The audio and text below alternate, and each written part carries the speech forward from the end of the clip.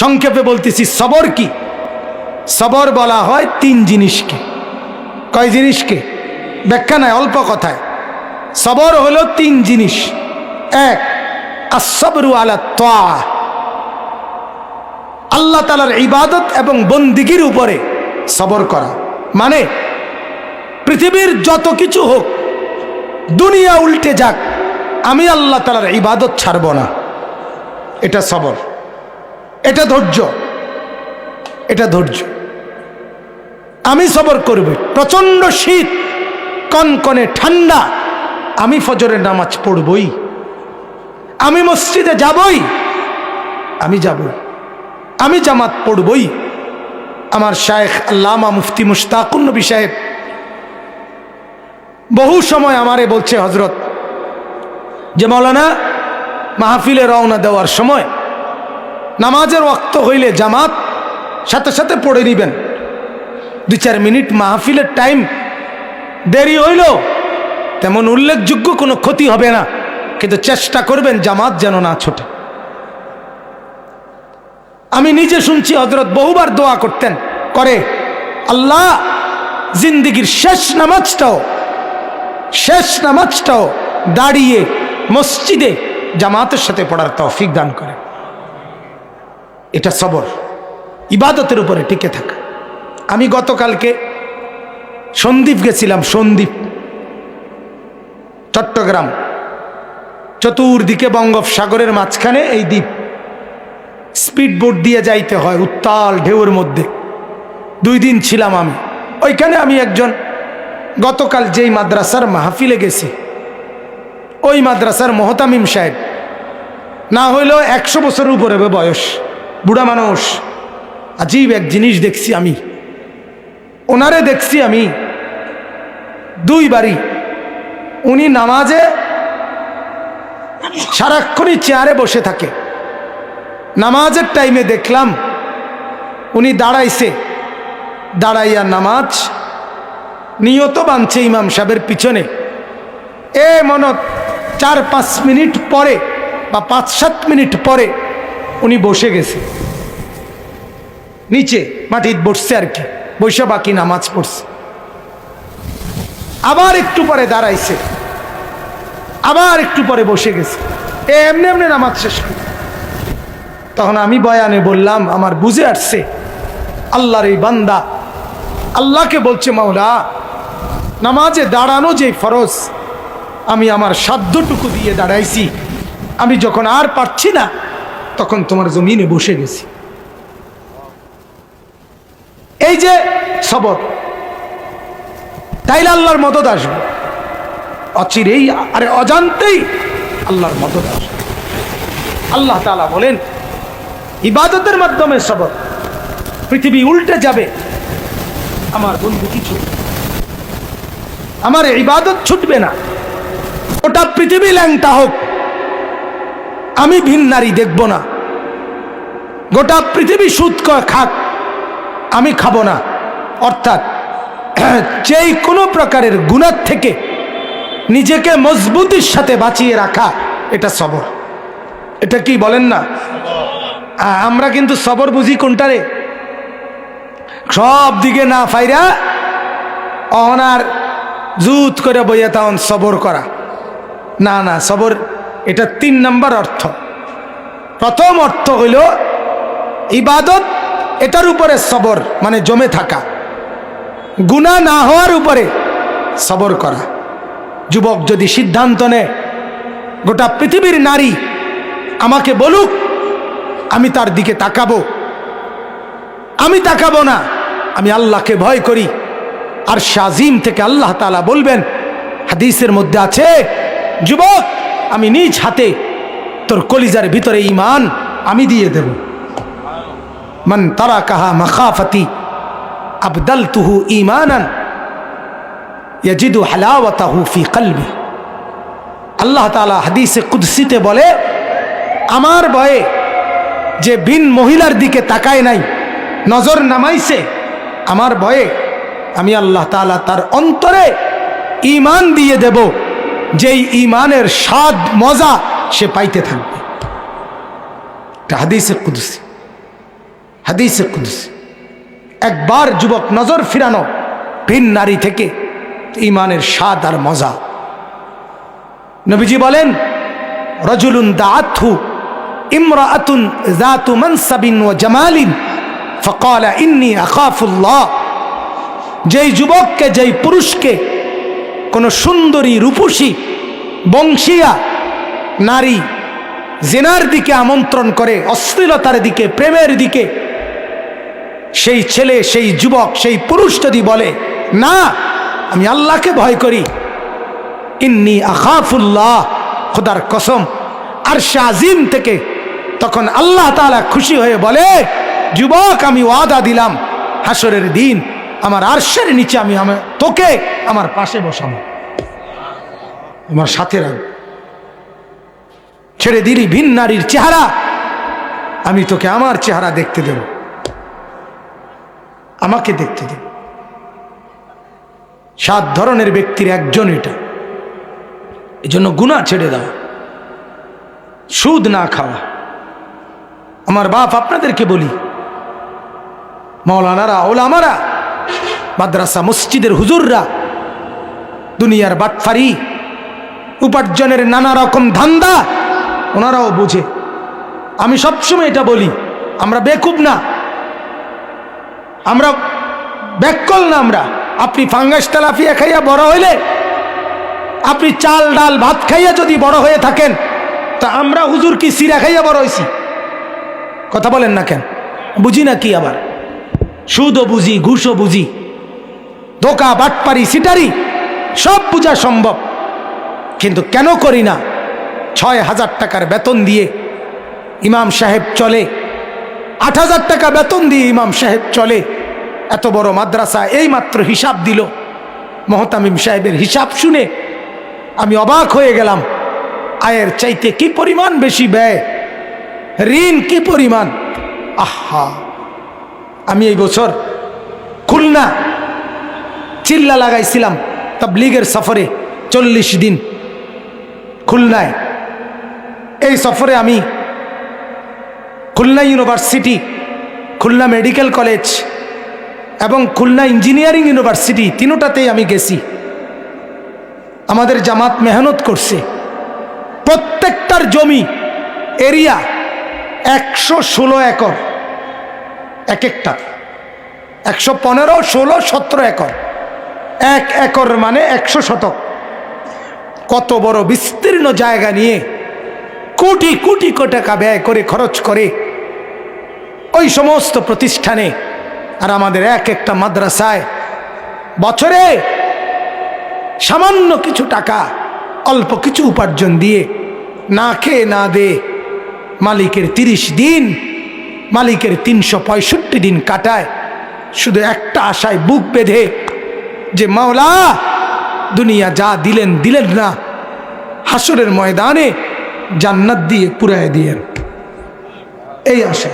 আমরা বোকা না, আমরা বুঝি, আমরা বুঝি। আমরাও একটা বড় লোভে আছি, আমরা একটা বড় লোভে আছি। তোমার লোভ 60 বছরের, আমার লোভ অনন্তকালের। তুমি লোভ করো 60 বছরের, আমি লোভ করি অনন্তকালের। তুমি ভোগ করো দুনিয়া 60 বছর, আমি ভোগ করব জান্নাত অনন্তকাল, ইনশাআল্লাহ, ইনশাআল্লাহ। এজন্য গুনাহ থেকে বেঁচে থাকা, গুনাহ থেকে বেঁচে থাকা। আজকে মা বাপ সন্তানকে গুনাহ থেকে বাঁচাবার কোনো ফিকির নেই। সারা রাত একই ঘরে মা বাপ থাকে, পাশের ঘরে ছেলে উলঙ্গ ছবি দেখে, সারা রাত নর্তকীর নাচ দেখে, ফজরের নামাজ দিনকে দিন, মাসকে মাস, বছরের পর বছর পড়ে না। স্বামী আছে অথচ স্ত্রী ফজর পড়ে না, বাপ মা আছে ছেলে মেয়ে নামাজ পড়ে না। আমার একটা কলজার ব্যথা, আমার মনে হয় এটা আমার ব্যক্তিগত কথা, আমার মনে হয় যেই ঘরে ছেলে মেয়ে ফজর নামাজ, 5 ওয়াক্ত নামাজ, বিশেষ করে ফজরের নামাজ পড়ে না, ওই ঘরে মা বাপ নাই, ওই ঘরের ছেলে মেয়ে এতিম এতিম। যেই ঘরের মহিলা ফজরের নামাজ পড়ে না, ওই ঘরের স্বামী নাই, ওই মহিলা বিধবা। স্বামী থাকলে স্ত্রী বেনামাজি হয় কেমন? বাপ মা থাকলে সন্তান বেনামাজি হয় কেমন? আমার মা, সারা জীবন দেখছি মাকে। আমরা 5 ভাই 3 বোন। আমার ছোট ভাই এখানে আছে, আপন ছোট ভাই হাফেজ মাওলানা। মারে দেখছি স্কুলের যে ঘন্টা বাজায়, মা এই ঘন্টা আনছে আমগর রোমে রোমে গিয়া ফজরের ওয়াক্তে মা এরকম ঘন্টা বাজায় বাজায়া বেল পিট্টা পিট্টা আমগরে উঠাইতো টুং টুং টুং টুং করে। যতক্ষণ পর্যন্ত না উঠতাম মা আমার থামতেন না, যতক্ষণ ফজরের জন্য বের না হতো। কোথায় মা? অতএব রাত হয়ে গেছে, আমি আর বাড়াইলাম না। কিন্তু সবর বলে গুনাহ থেকে নিজেকে বাঁচিয়ে রাখা। 3 নাম্বার, আসবরু আলা শাদাইদ ওয়াল মাসাইব।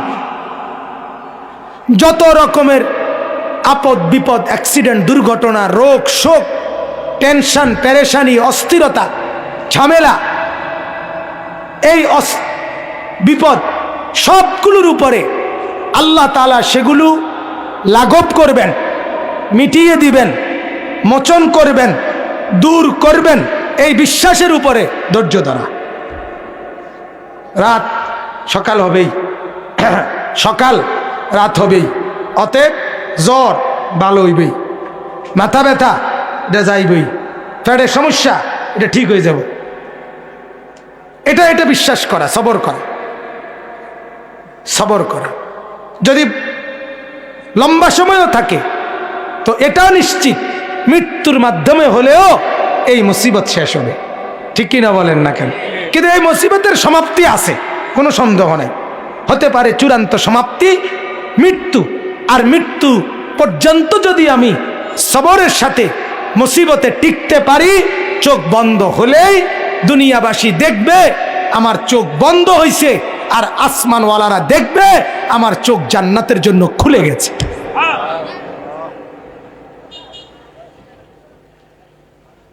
অতএব সবর, আল্লাহ তাআলা বলেন সবরের সাথে আমার কাছে চাও। শিরাকা না আলাই, জুতার ফিতা ছিঁড়ে গেলেও নবীজি বলছে আল্লাহর কাছে বলো। ইযা সাআলতা ফাসআলিল্লাহ, কিছু চাও আল্লাহর কাছে। নবীজি বলছে ইযা ইসতাআনতা ফাসতাইন বিল্লাহ, সাহায্য প্রার্থনা করো আল্লাহর কাছেই করো। ইহফাজিল্লাহ ইয়াহফাজকা, আল্লাহকে তুমি খেয়াল রাখো আল্লাহ তোমাকে খেয়াল রাখবে। ইহফাজিল্লাহ তাজিদহু আমামাকা, আল্লাহকে হেফাজত করো, খেয়াল রাখো, আল্লাহকে তুমি তোমার সামনেই পাবা। নবীজি বলছে, নবীজি বলছেন। অতএব আমরা আল্লাহর কাছ থেকে যা পেতে চাই তার জন্য প্রথম শর্ত কি করতে হবে বলেন না? সবর। কি করতে হবে বলেন? সবরের 1 নাম্বার অর্থ কি? ইবাদতের উপরে টিকে থাকা। 2 নাম্বার অর্থ কি? গুনাহ ছেড়ে দেওয়ার উপরে টিকে থাকা। 3 নাম্বার অর্থ কি? যে কোনো মুসিবতে ধৈর্য ধারণ করা। এই 3টা মিললে হয় সবর। ত্রিভুজ, 3 বাহু মিললে হয়। আমার শায়েখ আল্লামা মুফতি মুশতাকুন নবী সাহেব বলে 3 জিনিস, গুনাহ ছেড়ে দেওয়া, আর করবেন না ওয়াদা দেওয়া, লজ্জিত হয়ে ক্ষমা চাওয়া, এই 3টা মিললে হয় তাওবা। হযরত প্রায় উদাহরণ দিয়া বলে যে এই কাগজে যদি কেউ লেখে চ আকার চা, তাইলে কোনো চা না, এটা লেখছেন আর কি। চা পাতা চিনি পানি 3টা মিললে হয় চা। ঠিক কিনা বলেন না? হ্যাঁ ঠিক। ইবাদতের উপরে জমে থাকলাম, গুনাহ ছেড়ে দেওয়ার উপরে টিকে থাকলাম, আগত মুসিবতে ধৈর্য ধরলাম, হ্যাঁ 3টা মিললে আল্লাহ তাআলার কোরআনের ভাষায় সেটাকে বলে সবর। আর হইল নামাজ। নামাজ হাদিসের মধ্যে আছে, আল্লাহ নবী সাল্লাল্লাহু আলাইহি সাল্লামের সাহাবীরা বলেন ইদা হাযাবাহু আমরুন ফাজআ ইলা সালাহ। নবীজির সাহাবীরা বলতেন যখনই নবী কোনো পেরেশান হতেন সাথে সাথে নামাজের দিকে ছুটতেন, নামাজ পড়তেন, নামাজ পড়তেন। উম্মতের হালাত তো হলো এই, সুখের নামাজ তো পড়েই না, দুঃখ মুসিবতেও নামাজ পড়ে না। ডাকাইতে ডাকাইতে এমন শক্ত ডাকায়, ডাকাইতে তার বিবি হসপিটালে, তার বউর অপারেশন, সে রিসিপশনে বইয়া টেলিভিশন চায়, হসপিটালের টেলিভিশন। কথা বলেন না কেন?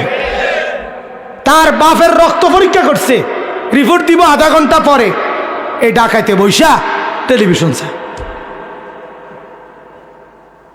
আল্লাহর প্রতি তার কোনো খেয়াল নাই, কোনো খেয়াল নেই।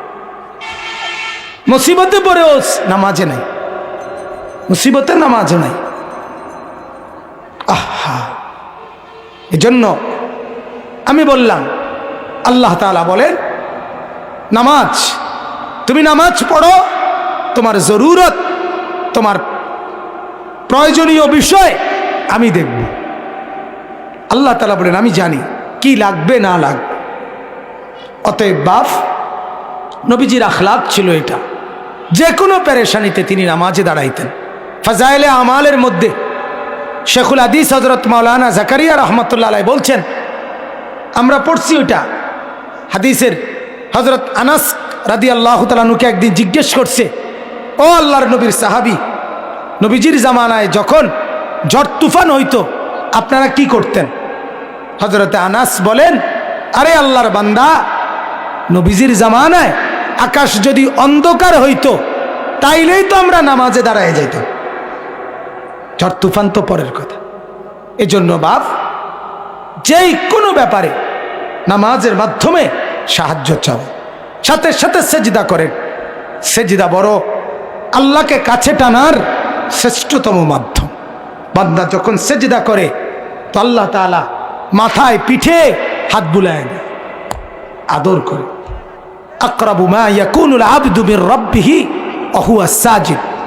নবীজি বলে, বান্দা আল্লাহ তাআলার সবচেয়ে কাছে আসে যখন সে সেজদা করে।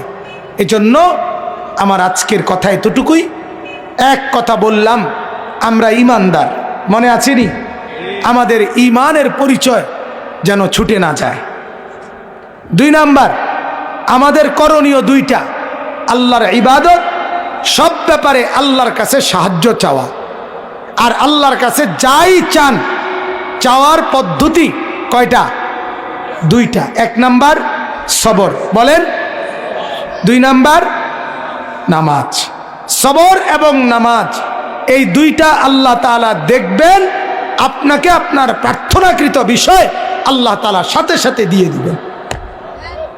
আল্লাহ তাআলা আমাদেরকে তৌফিক দান করেন, আল্লাহ তাআলা আমাদেরকে কবুল করেন। হাদিসের ভান্ডার করলে দেখবেন মেয়ে পালার খালি ফজিলত আর ফজিলত।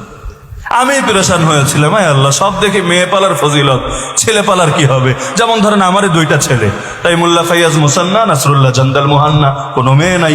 যে এখন আমার কি কোনোই ফজিলত নাই? সব ফজিলতকে খেলে মায়াওয়ালারাই নিয়ে যাবে। প্রথম দিকে যখন নতুন নতুন পড়ি পেরেশান হতাম, কি রে, 1 মেয়ে হলে এটা, 2 মেয়ে হলে তো জান্নাত পেয়ে গেছেন, আর প্রথম বাচ্চা যদি মেয়ে হয় তাও বিশাল খুশখবরি। তাহলে সব খালি মাইয়াওয়ালারা লয়ে গেল, পোলাওয়ালাদের কি হবে? পরে বাংলাদেশের শ্রেষ্ঠতম একজন আলেম একদিন কথা প্রসঙ্গে তিনি বলছেন, তার কথা শুনে দিলটা সম্পূর্ণ খুশ হয়ে গেল। তিনি বললেন, দেখো মাওলানা, নফল নামাজের ফজিলত নিয়ে কয়টা হাদিস, আর ফরজ নামাজের ফজিলত ছাড়ার কি শাস্তি সেটা না, ফজিলত অর্থাৎ পড়লে কয় নাকি, এটা নিয়ে কয়টা হাদিস, 2টার এক পাল্লায় মাপো তো, মিলাও তো, তারপর বলো তো যে ফরজ নামাজের ফজিলত নিয়ে হাদিস বেশি নাকি নফল নামাজের ফজিলত নিয়ে হাদিস বেশি? আমি বললাম নফল নামাজ নিয়েই তো মনে হয় বেশি। হাদিসের ভান্ডার, ফজিলতের ভান্ডার খুললেই সব খালি নফল, নফল জিকির, নফল তেলাওয়াত, নফল হজ, নফল নফল নফল। তাহলে তুলনামূলক তো মনে হচ্ছে ফরজের ফজিলত কম দেখা যাচ্ছে। তিনি বললেন, কাহিনী কি বুঝেছো? কাহিনী হলো, ফরজ তো তোমার ভাই করা লাগবেই লাগবে, না করলে পানিশমেন্ট আছে, তো শাস্তির ভয় হলেও তোমার করা লাগবে। কিন্তু নফল, নফল মানে এক্সট্রা, অতিরিক্ত।